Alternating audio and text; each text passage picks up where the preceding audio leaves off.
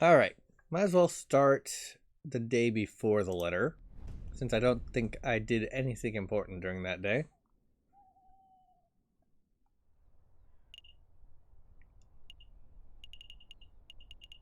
Yeah, I went to the Police de Justice. So instead, could go to the Louvre, could go to Notre Dame, or could go to the Manor. Ah, you there. I remember you. You guys can help me out with this little dilemma. What is it, mademoiselle? Which country is better, Great Britain or the United States of America? Putting aside all prejudices, the British Empire is magnificent. I suspect that it'll continue to prosper for years to come. The USA is still a young nation. Anything could happen to it. You think Britain is the safer option, huh? I suppose it would make for a shorter trip. What is this about, mademoiselle? Well, I'm thinking of taking a trip. A long trip. Everywhere I go in Paris, people are angry and depressed. It's like violence is about to break out at any moment. I've saved up enough. I'm going to get out of here. Follow my dream of starting a new life overseas. Who's going to look over Chateau Crenier?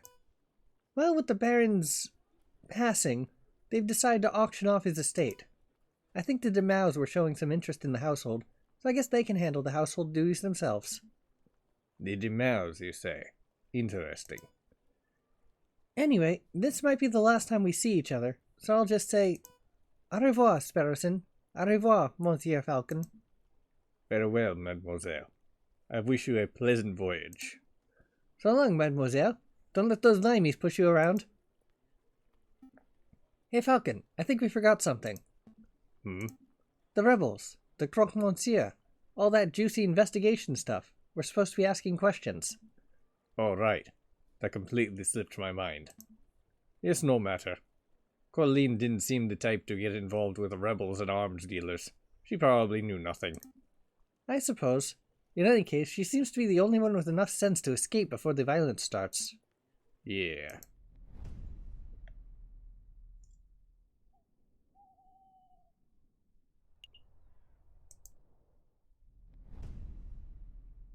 Skip.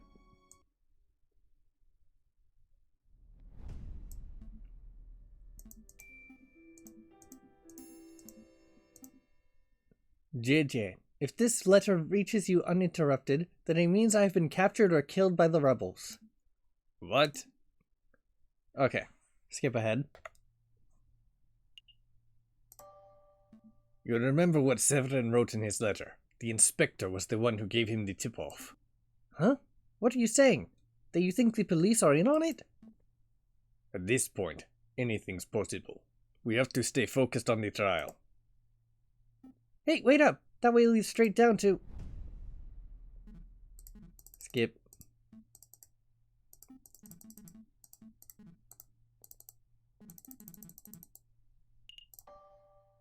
Here, for your troubles. 10 francs. What are you, trying to insult me? Alright, here's another 10. Ooh, starting to warm up. What else you got? I'm not giving you any more money. I'm going to offer you something else. Must be tiring to stand there all day, all night. I bet you would love something to eat. Now you mention it, what you got? Here you go, monsieur, for your troubles. I don't want your useless junk.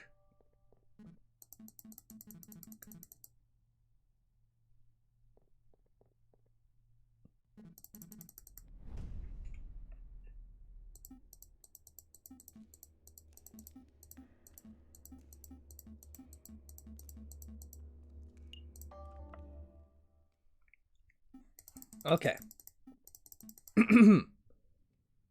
So, since there's two paths, there's two possible states for the trial. Win and lose. I'm gonna go with lose first.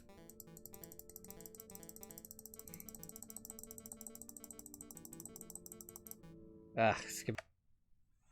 Okay, there we go. Alright, I'm going in. I'm coming too. No. I need you to get out of here. Go find the police, Royal Guard, anyone. I'll stall for time. Falcon. Okay, I'll go get help. Do you have any last words? Just pull the bloody trigger and be done with it. Wait. Wait. He's right. This is a terrible trial. There's no evidence, no defense, no examination of the facts. You dragged a man off the streets and decided his fate purely based on your own prejudices and whims. Who the cluck does this bird brain think he is? I am this man's defense attorney. I am J.J. Falcon. J.J. What are you doing? Defense attorney? You're a raven loony is what you are. Or a spy. I've seen this Monsieur eavesdropping on our conversations before. He cannot be trusted. Everyone, please, hear me out.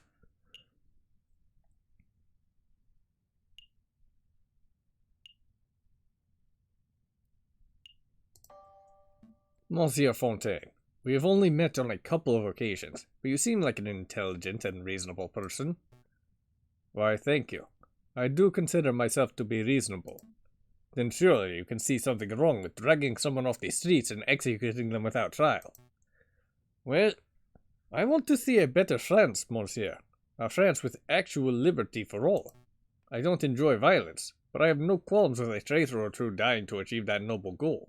Means to an end, you know. Do you see, Falcon? This man's death is inevitable. For the good of France, and in the name of justice, he must be killed. Justice.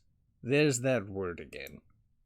Madam, I won't presume to know who you are or what you stand for, but shooting this man right now would not bring you justice. It would only serve to satisfy your desire for revenge. Justice, revenge, what's the difference?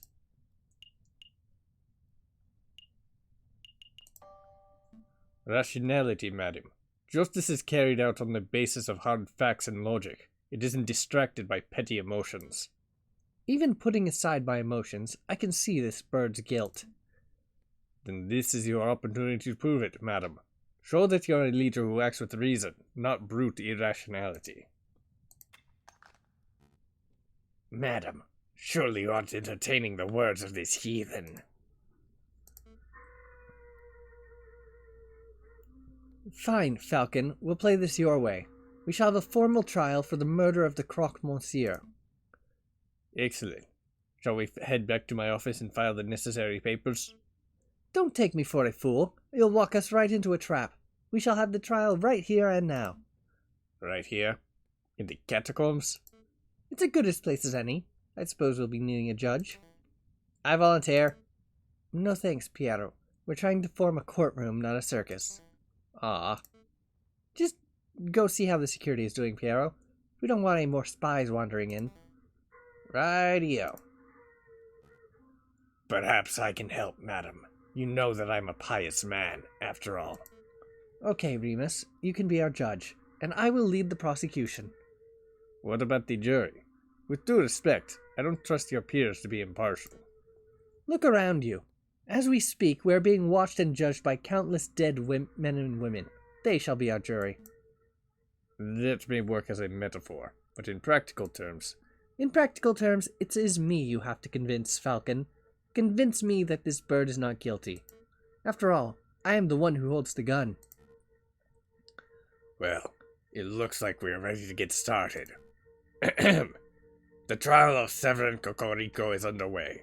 He stands accused of the murder of the man known as the croque-monsieur in cold blood. Madame Beaumont, please explain the details of what happened. Very well. Last night, at the stroke of midnight, 2 gunshots were heard on the Rue de Montmarset. Piero alerted us, and we managed to arrive before the police did. On the scene, I saw the man known as the croque-monsieur, a good friend of ours, lying in a pool of his own blood. Standing over the body, I saw the murderer, Severin Cocorico, still clutching his murder weapon. Am I to understand that you did not witness the crime firsthand, madam? That you only saw the aftermath? Yes, but one of us did happen to see the incident itself. Madam, before I found this here pigeon run around our tunnels. I'm no pigeon, monsieur. He's a spy in any case. What say I execute him right now? It's alright, it's alright. He's with me. With you? He's my assistant. He carries my bags and stuff. Falcon, I trust that you do not have any other assistants lurking around the corner. No, madam. Then take your lackey out of my sight. Psst, Falcon. What is it? I saw someone lurking in the catacombs. I think he was watching us from the shadows. Another rebel? I don't know. But he got spooked when he saw me. He dropped this. What's this? A political pamphlet? Well, I best be getting back to the patrols then. Not so fast, Piero. You witnessed the crime firsthand, did you not? I did, ma'am. Then you can be our first witness. Go stand in the center. Okie dokie. Do I need to say an oath or something? That won't be necessary. We trust you. Just tell us what you saw last night, Piero. Okie dokie. I saw it plain as day. The croque monsieur was just minding his own business on Rue de Marmoset, when all of a sudden, this here brute of a rooster appeared with his gun in hand. Bam! The rooster fired. The croque slumped to the floor. Using the last of his strength, the croque monsieur drew his own gun. Bam! The croque fired back. So, to clarify, Cocorico shot first. Yes, ma'am. No question there. What happened next? Well, I knew you guys, Fontaine, Remus, and you, ma'am, were the only a stone's throw away at the cathedral, so I ran to get your help. We all arrived back on the scene maybe a minute after I had left it. And there I saw the dead croque monsieur and the murderous Severin Cocorico with my own eyes. Thank you for your report, Piero. It's nothing, ma'am. You see, Falcon, Piero's not the sharpest knife in the kitchen. True, that. But he is honest to a fault. I would trust his word with my own life. I don't doubt the man's honesty, madam. Nonetheless, I would like to cross-examine the witness. Cross-examine? What does that mean? I don't claim to be an expert of the law. That was always my brother's role in the family. But I think a cross-examination means that Falcon would like to waste our time by asking pointless questions. Actually, it means that I would like to make sure that Piero's story holds up under scrutiny. Yes, I will be asking questions, but only questions that directly relate to the case at hand. Clearly a pointless stalling tactic, madam. Shall we put an end to the trial? No, we will let the bird have his little cross-examination. But I'm warning you, Falcon, don't mess with me. Don't mess with you. If I get the slightest inkling that you are rambling to stall for time, I will end this trial on the spot. Do I make myself clear? Start questioning Cocorico's shoe size or the color of the croque monsieur's underwear, and I'll lose my patience. Yeah, I get it. Well, for deliberate losing... You say that the croque monsieur drew his gun and fired back with the last of his strength. Yep. Bam. Did the bullets hit Cocorico? No, he was uninjured at the time of capture. Well, he looks pretty injured right now. He took quite a beating. What of it? Torturing someone for any reason is horrific. I can't believe that none of you had a problem with it. You hypocrite. Do you know what the French legal system does to suspected rebels? Beatings, whippings, sleep deprivation, mutilation. Sometimes the police even break out medieval torture devices. They act like we still live under the ancient regime. Yeah, and now you're no better. Spare me your infantile judgment. Do you want to stand here and lecture us, or do you want to carry on with this trial? As I thought, proceed. So you claim that Cocorico fired his gun, and then the croque monsieur fired back. But is it possible that there is a third gunshot? I wasn't counting or nothing, but nah, I think I would have heard a third gunshot if there was one. I see. But what if... Don't try to claim that there was a hidden sniper upon a rooftop or any similar drivel, Falcon. None of us have the patience for that sort of yarn spinning.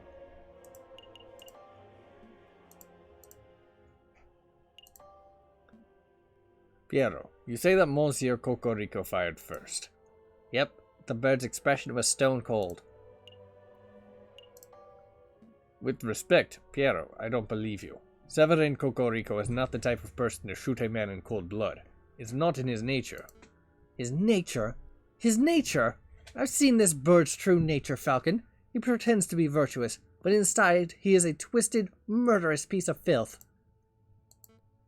Do you seriously want to stand there and lecture me about what a good person this man is? Severin Cocorico has proved himself to be a great man. He is perhaps the most morally upstanding citizen in the whole... Shut up. Just shut up. I don't want to hear another word of your damned lies. No more character appeals, Falcon. Either you stick to the facts of this case or I end this stupid trial. Understood? It looked like Severin Cocorico was feeling threatened prior to the shooting. Threatened how? Well, did the croque monsieur have his gun drawn? I don't think so. The croc drew his gun, but that was only after getting shot. I see what you're trying to argue, Falcon. You think that this may have been a self-defense killing. It's a fruitless line of reasoning. The cockerel approached the crocodile. He is the one responsible for the encounter. Still. Hey, Falcon. These guys were buddies with the croque monsieur, so we won't be able to convince him that his murder was justified. You'll have to focus on the facts of the case, find an inconsistency, and prove them wrong. You're right. Let's try a different strategy.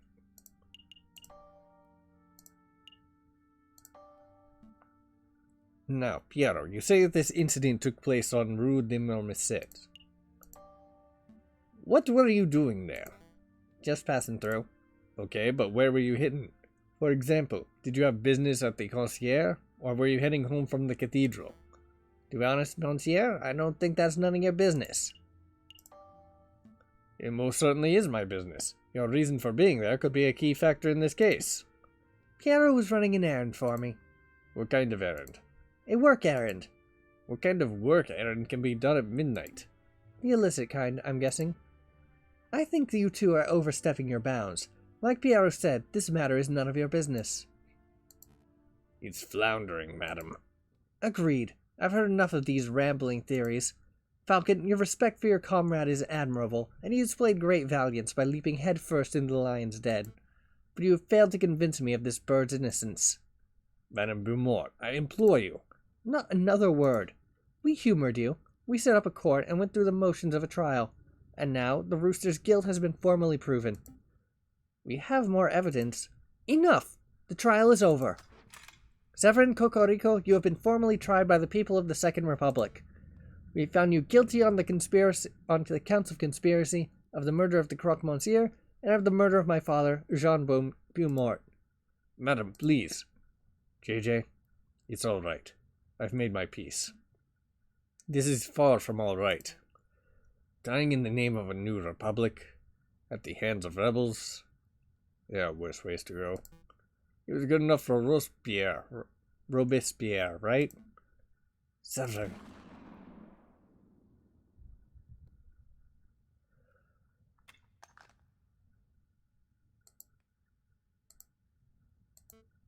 Tend to the body, Piero. Yes, ma'am. Do you plan to kill us, too? Why would I do that? You two have done nothing wrong. I see no reason for you to be tried, let alone executed. Your mercy is admirable, madam, but I fear if we let these two go, they will tell the police everything. It would compromise us. No, we promised to keep our beaks shut, right, Falcon? Ah, but we cannot trust the words of financial traitors. Madam, for the good of France, we must execute the birds right now. Some man of God you are. I hate to admit it, but you have a point, Remus. This is an unpleasant situation. What to do. Okay, I know. I'm going to give you a choice. You have two options. The first is that I shoot you right here and now. That's not something either of us particularly want, but if it must be done. What's option number 2? You join us. We need lawyers to help bring the new republic into fruition. Your skills would be very much appreciated. Our skills? Someone has to draft new laws. Someone has to file the paperwork to secure the new republic's internationally recognized legal status. Someone has to prosecute the officials who corrupted this country. Wouldn't that be a glorious job? You mean prosecute the Prime Minister? Or the King? We can discuss the specifics later. For now, I need to hear a decision. What will it be? Fine, we'll work with you. Good, then a verbal contract has been made. So, what happens now? Piero and Fontaine will lead you to Le Canard Joyer. I will finish up here and meet you in 2 hours. Needless to say, they shall be keeping a close watch on you. Don't even think about running. Of course. Then we're done here. Fontaine, lead the way. Yes, madam. Come along, you two. You can't be serious You can't seriously be trusting these filthy lawyers, madam. They're probably plotting revenge for their dead friend at this very moment. I do trust them. Throughout that trial, I got the impression that Falcon was trying to de-escalate the situation, avoid violence. Such a viewpoint is naive, but it is exactly what we need in this revolution. But they will betray you. If they are stupid enough to even raise one feather against me, they will regret it.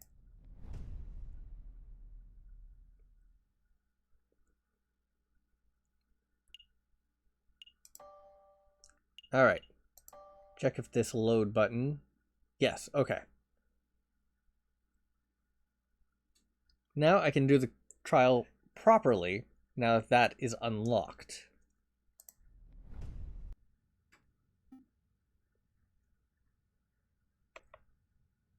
Appeal to Piero.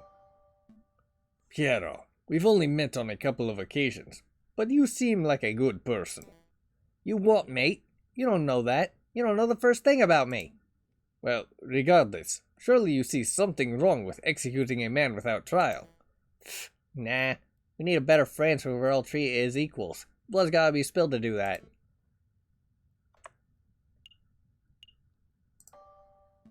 Due process, madam. By following an organized chain of events, justice ensures that both sides have a fair and balanced trial. My father did not receive a fair and balanced trial. Then this is your opportunity to show the rooster how it should be done.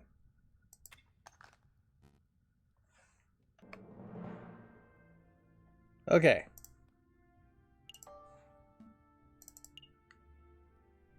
Where exactly were you standing? Well, let's see. I came from across the river, and then turned onto the Rue Saint Landry. So yeah, I was standing about where Rue des Marmosettes meets the Rue Saint Landry's. The crossroads. That's a pretty ordinary street, from what I remember. It's around a minute's walk from the Notre Dame Cathedral, if I recall correctly.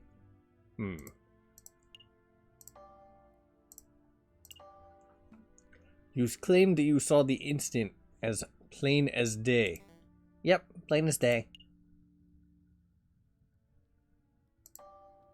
How's your eyesight? It's alright. My peepers work just fine. That doesn't sound particularly convincing. I went hunting with Piero once. He had no problem spotting boar at 80 meters. Quite often he would spot game even before I did. See, my eyes are fine. He was a terrible hunter, though. Every time he saw a boar, he would yell, "Wow, look at that piggy." We came back empty-handed. Me and my big mouth. Piero, I would like to remind you that this crime occurred around midnight, in February, on an overcast, moonless night, in an unlit alley. What's your point? It would have been dark. So dark that you could not possibly have correctly identified the people involved. Hey, I swear I saw what I saw. Hold on, Falcon. You slipped up. You say that the alley was unlit, but I distinctly recall there being lanterns over Rue des Marmosettes. Oh, that's right. We live in La Village Lumière. There's a gas lamp on every street. You're right, Madame Beaumont. There are street lamps over Rue des Marmosettes, but they wouldn't have been any good. The street lamps over the Rue des Marmosettes were broken. They are completely non-functional. As proof, I present the glass shards that line the alleyway. These shards originate from the panes of the broken lamps. And I've still got the holes in the sole of my shoe. Double proof. Those glass shards could have come from anywhere. You could send one of your underlings to see the broken lamps for themselves, if you want. And waste more time? I think not. This sounds like a stalling tactic.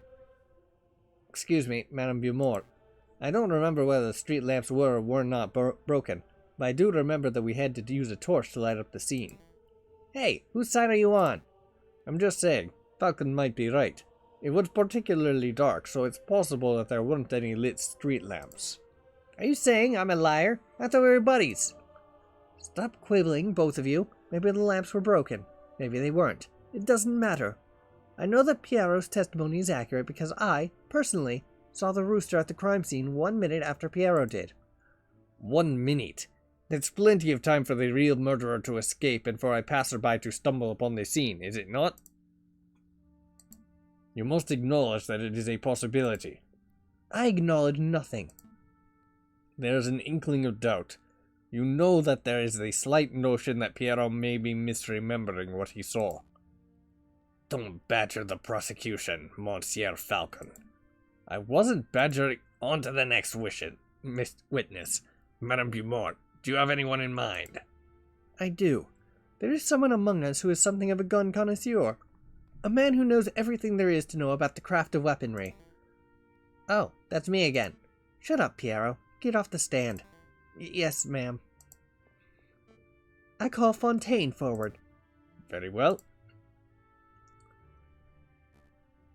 Now, Fontaine, is it true that you are a gun specialist? Well, I hate to brag, but yes, I know about guns, their mechanics, their beauty. Have you heard about the revolver mechanisms America's developing? Wonderful stuff. Fontaine, let's stick to the guns that were found at the crime scene. Tell us about those. Oh, right. Very well. This is the gun found on Severin Cocorico's person at the time of arrest. It is a standard-issue percussion-lock Chatelaire Gondermire pistol. 24cm length, 15mm caliber. Lots of police and soldiers carry these dull things. It's a gun that says, I'm a reliable man of the law. That sounds like our Cocorico. Does it? Cocorico's always told me that the riding crop was his self-defense weapon of choice. It's strange that he had a gun in the first place. And this is the gun found on the Croque Monsieur's corpse, clutched tightly in his hands. It is a turnover pistol, double-barreled, ivory handle, 20cm length, 13mm caliber. This is an exquisite and highly customized gun. It's one of a kind. Whoever used this weapon knew their stuff. The Croque Monsieur was a legendary arms dealer. It's no surprise that his personal weapon would be something so flamboyant. What's really fascinating about the Croque Monsieur's guns is the ammunition. See, the bore of the pistol has been fitted with a set of grooves. Please stop, Fontaine. I didn't call you up to hear you show off your gun knowledge. Tell us what you uncovered when you examined the Croque Monsieur's bullet wound. Ah, right. Well, a lead bullet was embedded in the middle of the Croque Monsieur's sternum and appeared to have a straight angle of entry. So in other words, the Croque Monsieur was facing his killer when he was shot. That's right. The other interesting point was that the Croque Monsieur's outer clothes were singed. This typically only occurs if the person is close enough to a gunshot to be directly burned by the gun's muzzle flash. And how close does a person have to be burned by a muzzle flash? Less than 3 meters, I would say. 5 at the very most. Then there's no chance that there was a rogue sniper on the rooftops. The Croque Monsieur's killer was standing in the Rue des Marmosettes themselves. As is plainly evident, only one person was found in Rue des Marmosettes at the time of the incident. Prosecutor Cocorico. Well said, madam. I think you just unequivocally proved this bird's guilt. Not so fast. I would like to cross-examine the witness. I don't think so. You're overstepping your bounds, Bird. Let the lawyer try, Remus. When he fails, there will be absolutely no doubt to anyone in the room that Cocorico is nothing but a bloodthirsty murderer. Well, first check out the evidence. Invoice, pen, signed cult guide, regular cult guide. Extrapolator, standard police pistol, ornate double-barreled pistol. Finds and removes bullets, collection of Bible studies, and request for help. Okay.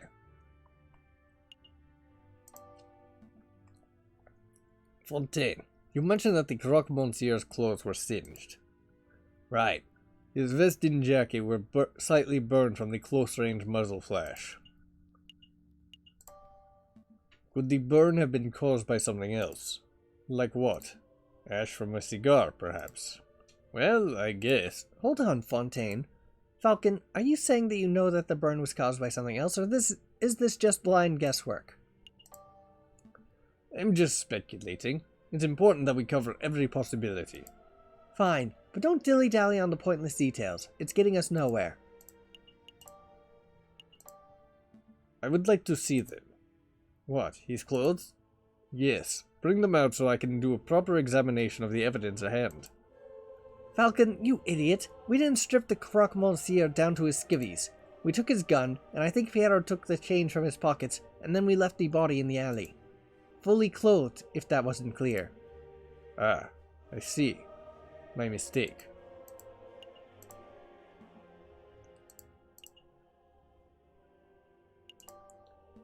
Fontaine, you say that the croque monsieur was shot in the chest, at a straight-on angle. May I have a diagram? Yeah, let's do that. Dramatic forensic recreations. No, you can't have a diagram, you bloody idiots. I do not have the patience to watch you draw lines on a chalkboard to work out the location of a mythical second shooter. Use your heads. The gunman was standing right in front of the crocodile. Right. Of course.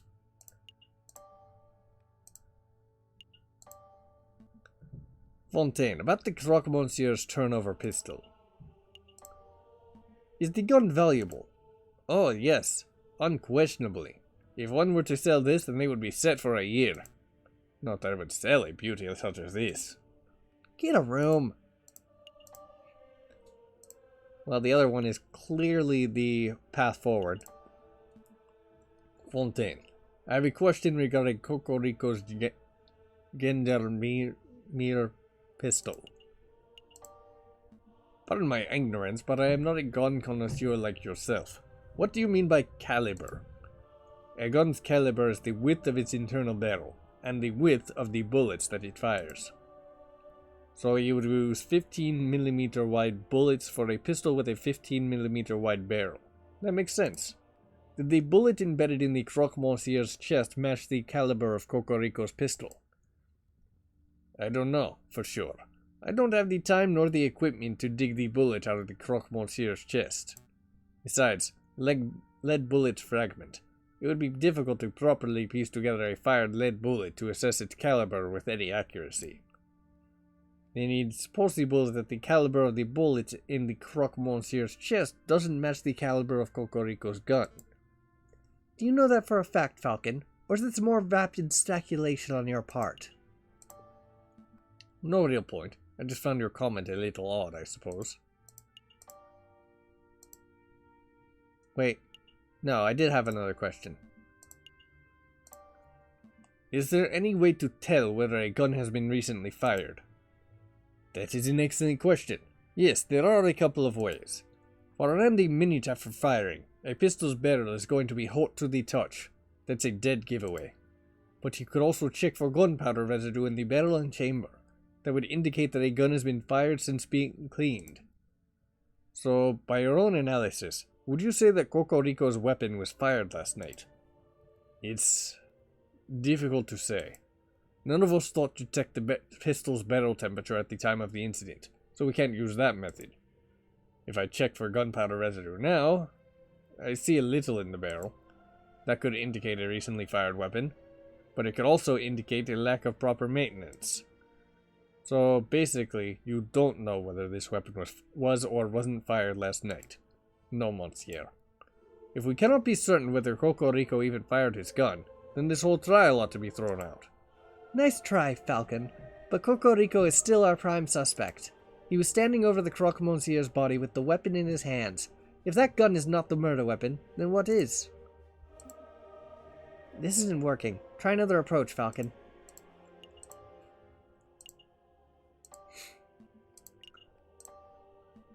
You were about to say something about the gun's ammunition before Madame Beaumont cut you off. Could you give us the details?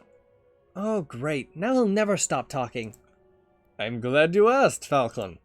See, as you probably know, most bullets are just small, round lead balls, right? But that's not the case here. This particular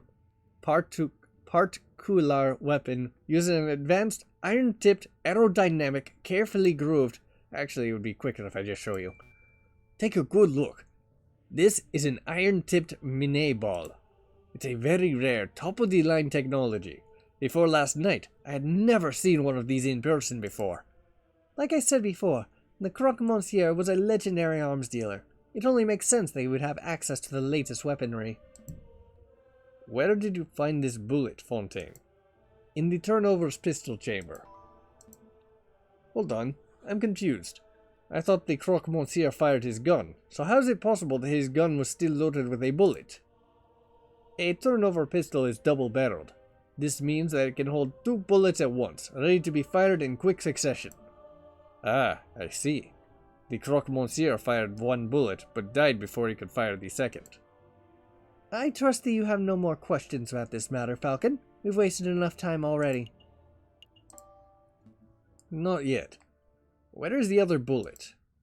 What other bullet? The fired Mine ball. There were 2 shots that night, remember? One from the assailant, one from the crocodile. I scoured the scene for a couple of minutes, but I couldn't find it. It's a pity. It would have been great to have 2 of these magnificent bullets. Madame Beaumont, did anyone find the fired Mine ball in Cocorico's body? In his body? You're asking if Cocorico is wounded by the bullet? No, that much is plain to see. So again I must ask, where is the fired Mine ball? Well, I don't have any clue. What are you trying to get at, Falcon? Isn't it obvious? If the bullet wasn't embedded in the alleyway wall, and it wasn't embedded in Cocorico, then that means... the bullet hit the murderer. The real murderer. It must still be embedded in whoever attacked the Croque Monsieur. A ludicrous notion. It makes perfect sense.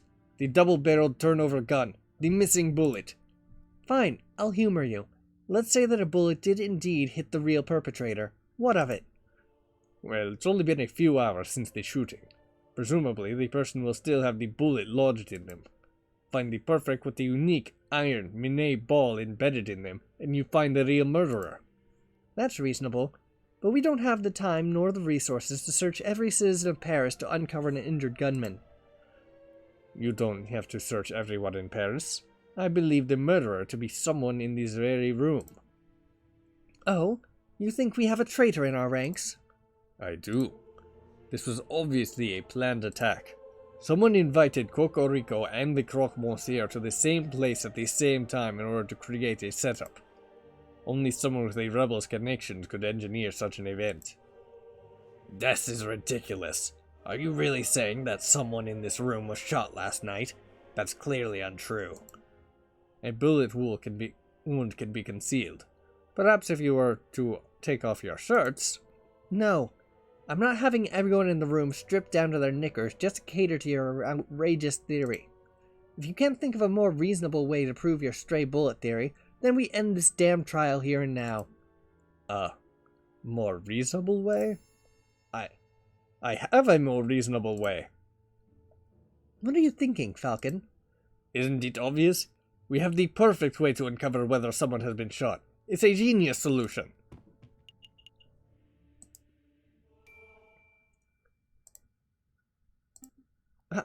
Are you serious, Falcon? You're relying on the invention of a lunatic? I've never been more serious. Madame Beaumont, Frere Remus, and members of the court. This device is called an Explorer Extractor. It's the latest medical technology. It looks like a children's toy. I assure you, this is no toy. It was designed to find and extract metal embedded in bodies. A battlefield bullet finder and remover, if you will. I'm intrigued. So, you're saying that you just swing that device around, and it finds a bullet in a person? Yes, sort of. I don't know. We haven't had a chance to practice with it, really. Madam, these birds are playing you for a fool. There's no way that such a device exists. We have seen this device work with our own eyes. Sparrowson shall demonstrate. Me? Although, he will need something to demonstrate it on. Here we have an iron-tipped Mine ball, as presented by Fontaine moments ago. Observe, I placed the bullet in my closed fist. It now represents the fired bullet that is currently embedded in the murderer's body. Allegedly. Now, Sparrowson will demonstrate what happens when my hand is scanned by the Explorer extractor device. So, I just do this and... It's humming and buzzing. Is it really detecting that bullet? Absolutely. What an intriguing device. Hey, what would happen if I were to hit extract right now? But please don't. You remember what happened to that steak, right? My. What is this feeling? It feels like power. Don't let it get to your head. Okay, I'm convinced. Falcon, Sparrowson, you may perform a cursory scan on each of us with that device of yours. You must stop humoring these morons, madam. What good is this doing us? Remus, they may be morons, but this test will grant us certainty of the rooster's fate. I can afford that time. Hey, Falcon, what will happen if the murderer is not someone present in this room? It most likely isn't. What? I'm stalling. Falcon, get a move on, you two. I really must express my displeasure that you are going along with this farce, Madame Beaumont. Let us end this trial right here and now. You can get the justice you so crave. Don't worry, Remus. My patience for this bird brain is wearing thin too. When this asinine scheme of his fails, he will face the consequences. Lackey Bird, scan the rooster first. He is the prime suspect, after all. Okay.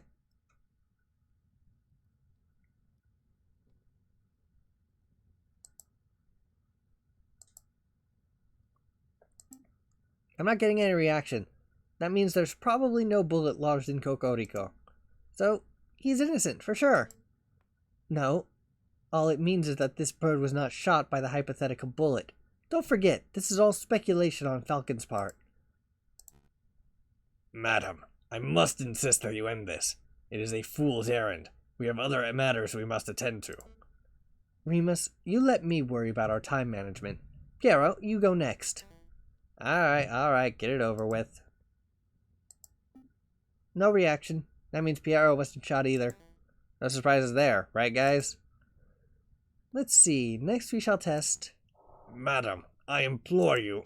You're being awfully lippy, Remus. Why don't you go next? Me? That is really not necessary, madam. I don't want to participate in this ridiculous child's game. This is no game. I'm issuing you an order to cooperate. I refuse. Piero, please restrain Remus. With pleasure, ma'am.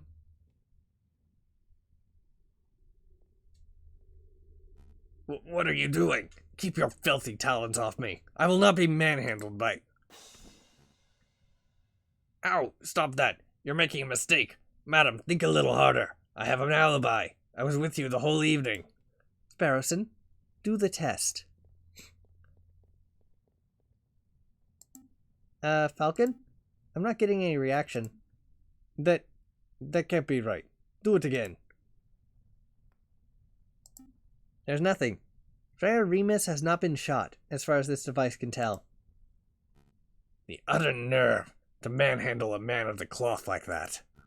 As I said on the floor, madam, I was with you and Fontaine for the entire evening. I could not possibly be in two places at once. It's true. You were sitting in my line of sight exactly when the murder was supposed to have taken place. As was I. Right, Fontaine was sitting with us too, so that rules him out. And I know that I didn't perform the murder, obviously. Which means that every suspect has been accounted for. Go sit down, lackey. Your job is done. You realize what this means, don't you, Falcon? Your little test failed. Your hypothetical bullet theory turned out to be unsubstantiated speculation. Pure guesswork. Shall we end the trial, madam? Wait, there must be someone who we're not accounting for. I just know it. There is someone else who could have been the shooter.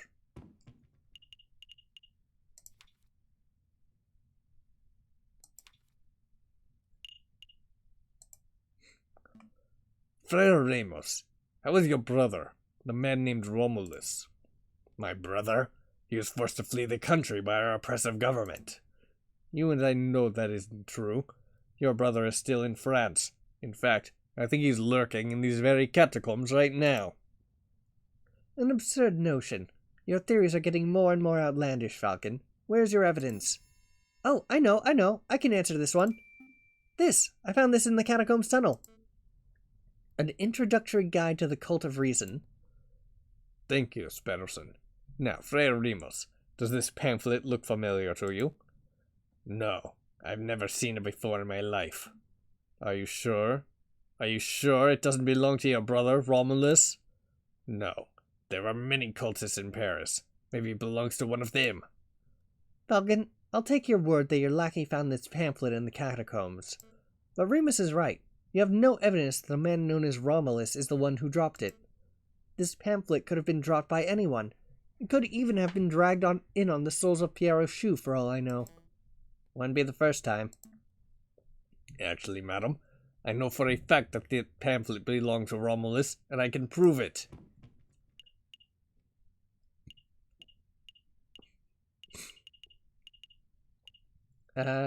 Ink or...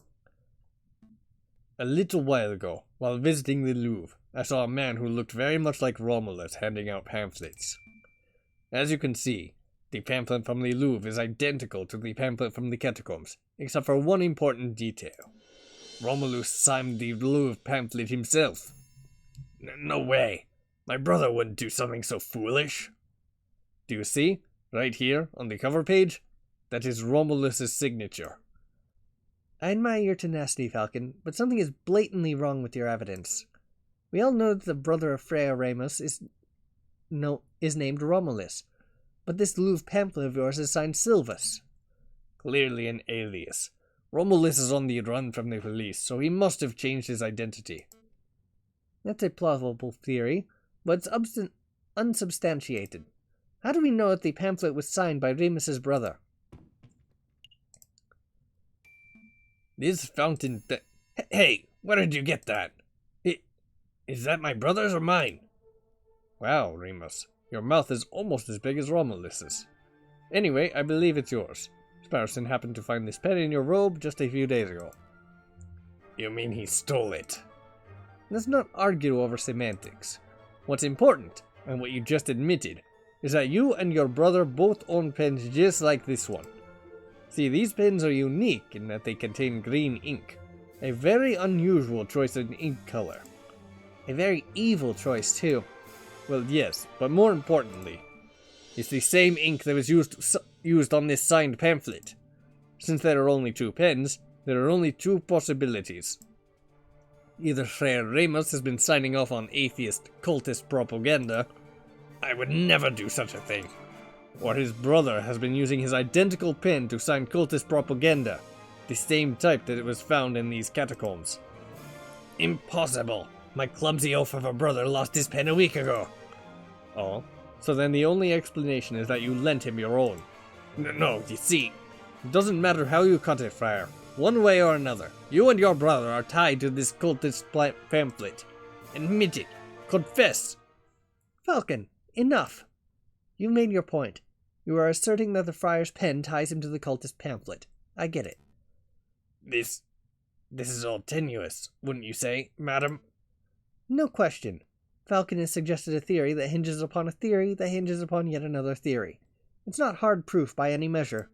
He may very well be wrong, but at least he's logical. His theory is self-consistent. What are you saying, madam? Falcon, where did you say you found this leaflet? The unsigned one, that is. Oh, down the Catacombs tunnel, through the fork on the left-hand side. Montaigne, Piero, go see if you can find anyone dawdling where they shouldn't be. Yes, madam. Yes, madam.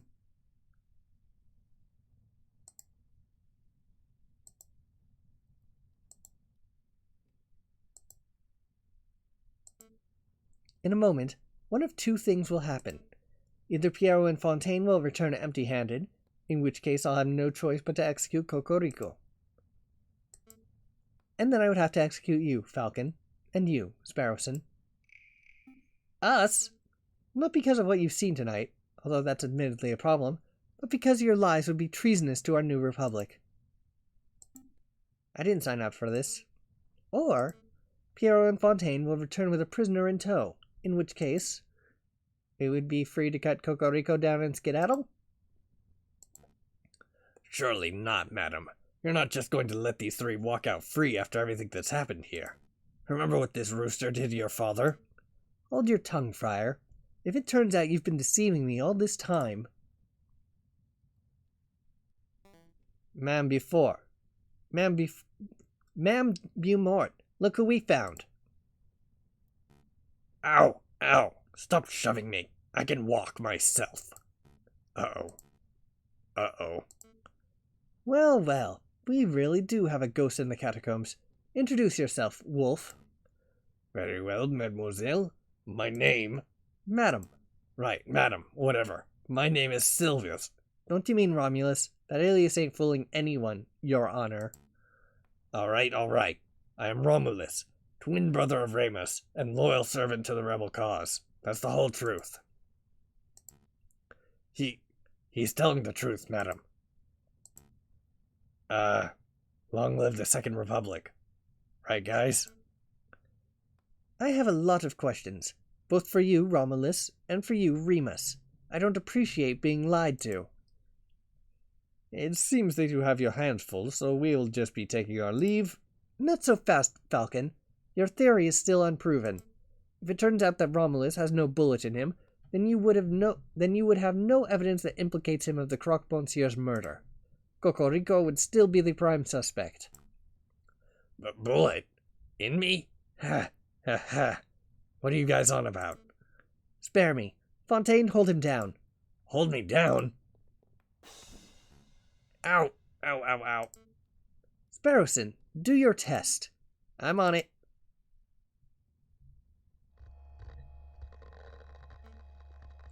It's buzzing. It's really buzzing around his shoulder. I see blood. That's definitely a bullet wound there. That's an old bullet. An old war wound. I got it fighting in Algeria at 36. Obviously a desperate lie. My brother is being completely honest, madam. He's a veteran. He was shot in battle. You know, I could just extract the bullet right here and now. That would remove all doubt. Extract that sucker, Sparrowson. Ah! Wow. Sucked it out like a pip from a grapefruit. Oh hey, look at that. If I'm not mistaken, this is one of them newfangled bullets. Right, Fontaine? There is no mistake.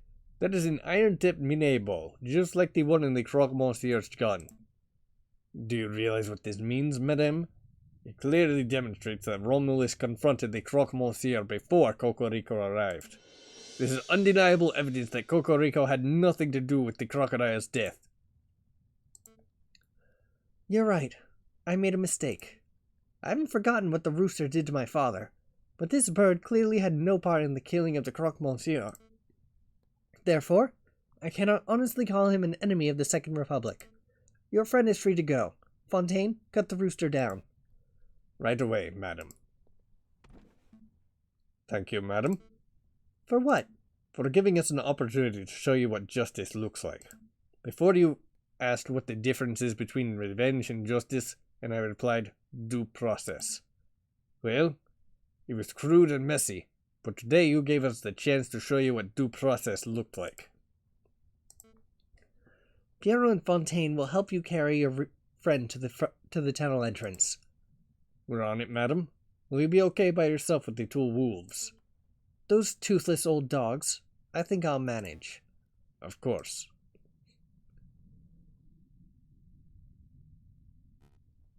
Come on, brother.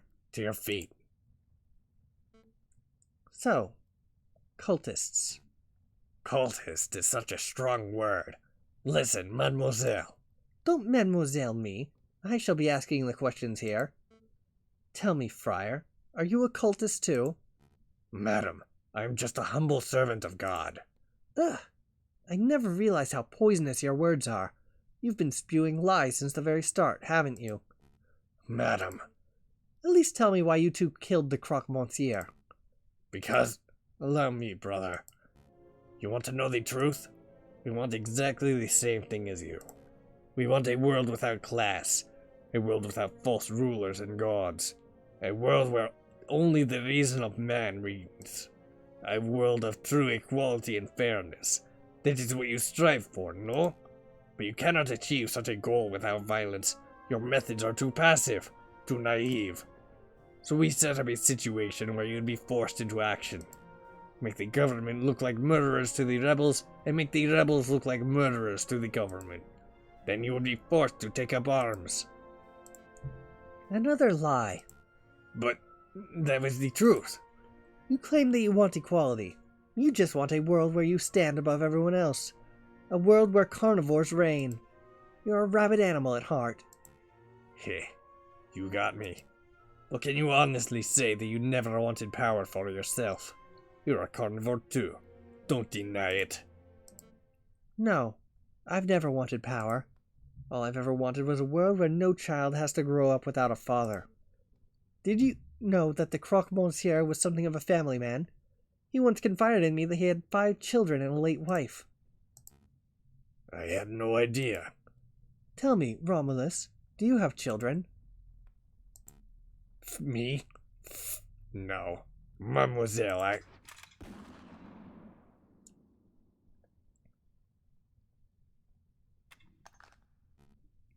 Brother. That's for you, Friar. Get out of here. You aren't going to kill me? I ought to. You are the worst kind of person. A man who will cling to any ideology to claw his way higher. But I know you weren't the one to pull the trigger on the croque-monsieur. Maybe there's a slither of goodness left in you. Go.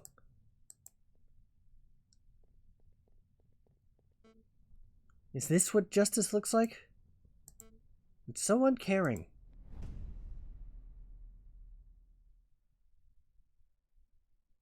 Whew. Okay.